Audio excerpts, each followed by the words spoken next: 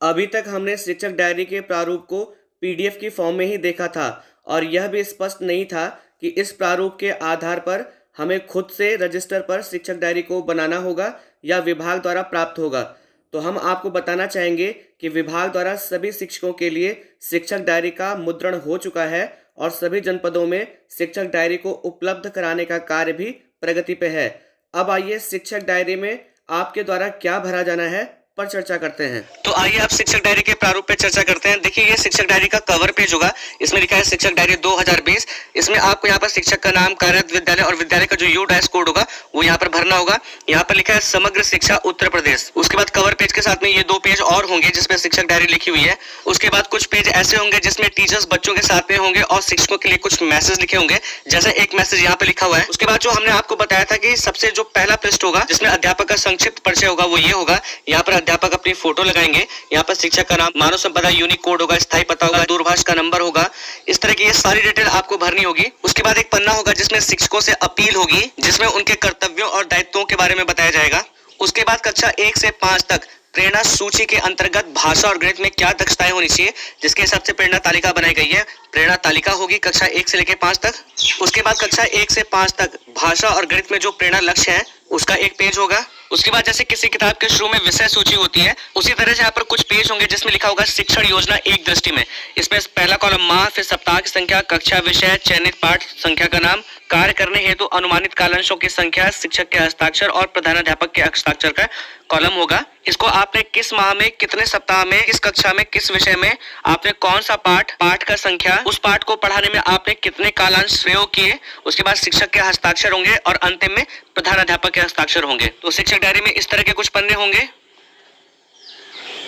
उसके बाद जैसा कि हमने शुरुआत में आपको बताया था कि भाग 2 में शिक्षक डायरी को बनाने के क्या मानदंड है और उनके उद्देश्य क्या है उसके बारे में बताया गया है, आप इन्हें पढ़ सकते हैं। उसके बाद आगामी वर्षों में विद्यालय का जो रिपोर्ट कार्ड है उसका क्या फॉर्मेट होगा वो यहाँ पर दिया हुआ है। इसमें सबसे पहले विद्यालय का यूडाइस कोड होगा, प्रधानाध्यापक का नाम होगा, विकास खंड का नाम होगा, खंड शिक्षा अधिकारी का नाम और हस्ताक्षर होगा। तो देखिए यहाँ पर विद्यालय के संपूर्ण प्रदर्शन, अधिगम स्तर प्रदर्शन और अवस्थापना संतृप्तिकरण में प्रदर्शन के आधार पर यहाँ पर विद्यालय की रेटिंग होगी। अब बात करते हैं शिक्षण योजना के प्रारूप की। तो शिक्षण योजना बनाने से पहले आपको इस तरह का एक रेक्टेंगुलर बॉक्स बनाना होगा जिसमें पहला कॉलम माह या दिनांक का होगा, दूसरा कक्षा, तीसरा विषय और तीसरा समय अवधि का होगा। इसमें सबसे पहले आपको चयनित लर्निंग आउटकम लिखना होगा, जिस लर्निंग आउटकम को लेके आप पाठ योजना बना रहे हैं और कक्षा कक्षण करने जा रहे हैं। दूसरा होगा प्रकरण पाठ इकाई का नाम, आप जो भी पाठ, जो भी प्रकरण पढ़ा रहे हैं वो उसका उल्लेख आपको यहाँ करना होगा।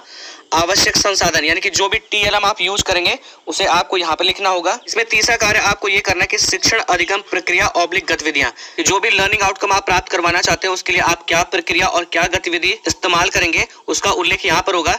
इसमें देखिए सबसे पहले लिखा है कि शिक्षण के प्रारंभ में अनुमानित समय 5 से 10 मिनट, उसके बाद लिखा है शिक्षण के दौरान अनुमानित समय 20 से 30 मिनट, उसके बाद अंत में लिखा है कि शिक्षण की समाप्ति पर समेकन अनुमानित समय 5 से 10 मिनट। तो देखिए इसके लिए पिछले वीडियो में मैंने शिक्षण योजना का जो रिक्त प्रारूप बताया था, मैं आपको वहां ले चलता हूं। उस रिक्त प्रारूप पर आपको अच्छे ढंग से समझ में आएगा कि आपको शिक्षण योजना कैसे बनानी है। तो देखिए ये है शिक्षण योजना का रिक्त प्रारूप।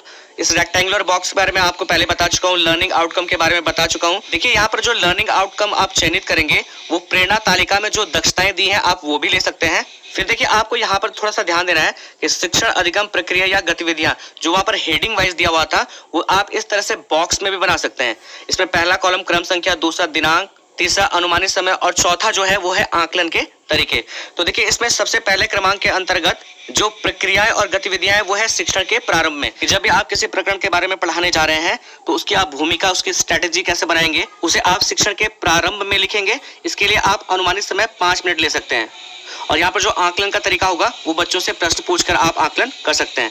इसमें दूसरे क्रमांक के अंतर्गत जो प्रक्रियाएं होंगी वो होगा शिक्षण के दौरान। अब ये मेन पार्ट है कि जो भी प्रकरण आप पढ़ाने जा रहे हैं उसमें आप कौन सी गतिविधियां इस्तेमाल कर रहे हैं, किस टीएलएम का प्रयोग करके आप प्रकरण को पढ़ा रहे हैं, बच्चों को आप समझाने के लिए किस गतिविधि का इस्तेमाल कर रहे हैं, वो सभी आपको शिक्षण के दौरान में लिखना है। और इसके लिए आप 20 से 25 मिनट का समय ले सकते हैं।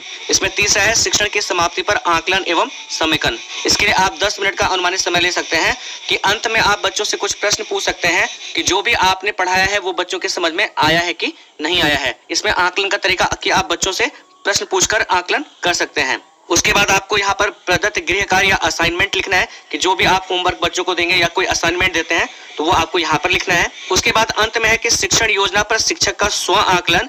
शिक्षक पूरी शिक्षण अधिगम प्रक्रिया पर अपने अनुभव व बच्चों के सीखने के तरीकों पर टिप्पणी लिखेंगे। देखिए ये आपको पहले से नहीं लिखना है कि जब आप कक्ष शिक्षण कर लेंगे उसके बाद जो भी फीडबैक आपको बच्चों से मिलता है कि शिक्षण के दौरान बच्चे कहाँ तक सीख पाए हैं, आपको कहाँ तक बच्चों को समझाने में कोई परेशानी आई है, उन सभी चीजों को आप यहाँ पर लिखेंगे। अब देखिए शिक्षण योजना के रिक्त प्रारूप के बाद शिक्षण योजना का मासिक और साप्ताहिक विवरण होगा। जैसे अगर आपने जनवरी माह में सप्ताह की संख्या यहाँ 4 डाला है और 1 तारीख से लेकर 30 तारीख तक आपने किस कक्षा में किस विषय के अंतर्गत किस निर्धारित लर्निंग आउटकम पर आपने क्या गतिविधियां क्या प्रक्रिया अपनाई थी उसका संक्षिप्त विवरण देना है। तो जैसा कि मैंने आपको बताया कि माह में आप जनवरी लिख लेंगे, सप्ताह की संख्या 4 लिख लेंगे और दिनांक 1 तारीख से लेकर 30 तारीख तक। तो देखिए एक माह के लिए यहाँ पर 3 पेज निर्धारित हैं। एक पेज ये है, दूसरा पेज ये है, तीसरा पेज ये है और देखिए जब चौथा पेज आएगा तो फिर यहाँ पर माह, सप्ताह संख्या, दिनांक से दिनांक तक यहाँ पर लिखा होगा। तो पूरे 1 माह का संक्षिप्त विवरण आप इन तीनों पेज में दे सकते हैं। तो देखिए जैसे आप यहाँ पर कक्षा में 1 डाल दीजिएगा, विषय में आप हिंदी डाल दीजिएगा, लर्निंग आउटकम व चयनित पाठ जिस पर आप कार्य करें तो यहाँ पर पाठ संख्या 1 हो जाएगा और जो भी निर्धारित लर्निंग आउटकम होगा आप उसे यहाँ पे लिख देंगे। उसके लिए आपने क्या प्रक्रिया क्या गतिविधि अपनाई है वो सब आप यहाँ पे लिख देंगे।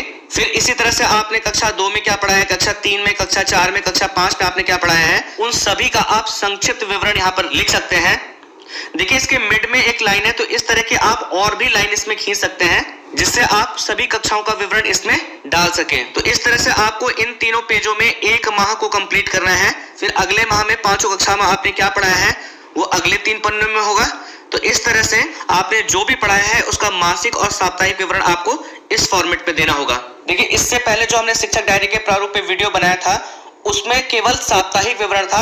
चलिए मैं आपको उसे दिखाता हूँ। देखिए यहाँ पे लिखा है कि शिक्षक द्वारा सप्ताह में किए गए शिक्षण कार्यों का विवरण। इसमें सबसे पहला कॉलम दिन का है, फिर प्रथम वादन, द्वितीय वादन, तृतीय वादन, चतुर्थ वादन, पंचम वादन, षष्ठम वादन, सप्तम वादन और अष्टम वादन। तो देखिए इसमें सोमवार में प्रथम वादन में क्या पढ़ा है वो लिखना है, फिर द्वितीय वादन में क्या पढ़ा है सोमवार में वो लिखना है, फिर तृतीय वादन में सोमवार में क्या पढ़ा है वो लिखना है। तो इसी टाइप से आप मंगलवार, बुधवार, गुरुवार, शुक्रवार और शनिवार में प्रथम वादन से लेकर अष्टम वादन तक क्या पढ़ाया है ये पूरा साप्ताहिक विवरण भरना था। लेकिन अब इसके जगह पर मासिक और साप्ताहिक विवरण भरना है। अब देखिए अकादमिक रिसोर्स पर्सन जब आपके विद्यालय में पर्यवेक्षण के लिए आएंगे तो उनके उपयोग के लिए एक फॉर्मेट बना है। इसमें देखिए पहला कॉलम है क्रम संख्या, दूसरा प्रमुख कार्य, फिर तीसरे कॉलम में लिखा हुआ है कि कार्य की वास्तविक स्थिति, फिर उसके सब कॉलम्स बने हुए कि ARP1, ARP2, ARP3, ARP4, ARP5। तो जो भी ARP आता है वो प्रमुख कार्यों के अंतर्गत जैसे क्रियाशील पुस्तकालय, खेलकूद की गतिविधियां, यूनिट असेसमेंट, प्रेरणा तालिका में बच्चों की प्रगति की अद्यतन स्थिति, PTM/SMC की बैठक का नियमित आयोजन, पूर्व नियोजित शैक्षणिक कार्य योजना का क्रियान्वयन एवं उपलब्धि, आपके प्रयास से अभी तक की विशेष उपलब्धि। तो इन सभी बिंदुओं पर जो भी अकादमिक रिसोर्स पर्सन आएगा वो अपनी टिप्पणी अंकित करेगा और अंतिम में जहां पर ARG का हस्ताक्षर एवं दिनांक लिखा है यहाँ पर हस्ताक्षर करेगा। तो इस तरह की कुछ प्रतियां आपके शिक्षक डायरी में होंगी। इसके बाद अंतिम पन्ने पर कुछ बिंदु होंगे जिसके अंतर्गत शिक्षक क्या करें और क्या न करें अंकित होंगे। इसे आप लोग पढ़ सकते हैं। मैं इस फॉर्मेट को डाउनलोड करने का लिंक डिस्क्रिप्शन बॉक्स में दूंगा, आप वहां से डाउनलोड कर लीजिएगा और एक बार इसका विस्तृत अध्ययन अवश्य करिएगा। मैं आशा करता हूँ कि इस वीडियो में मेरे द्वारा जो जानकारी दी गई इस शिक्षण संग्रह हस्त पुस्तिका में जो शिक्षक डायरी का प्रारूप है और जो अभी नया प्रारूप आया है उसमें क्या समानता है, क्या अंतर है, के द्वारा आप अच्छी तरह से समझ गए होंगे कि जो भी अब नई शिक्षक डायरी आएगी उसका स्वरूप क्या होगा। अगर आपको मेरा ये वीडियो पसंद आया तो आपसे निवेदन है कि इस वीडियो को लाइक, शेयर, कमेंट जरूर करें। चैनल को सब्सक्राइब करें ताकि विभाग से संबंधित अन्य सूचनाएं आपको समय से मिलती रहें। वीडियो देखने के लिए आप सभी लोगों का बहुत बहुत धन्यवाद।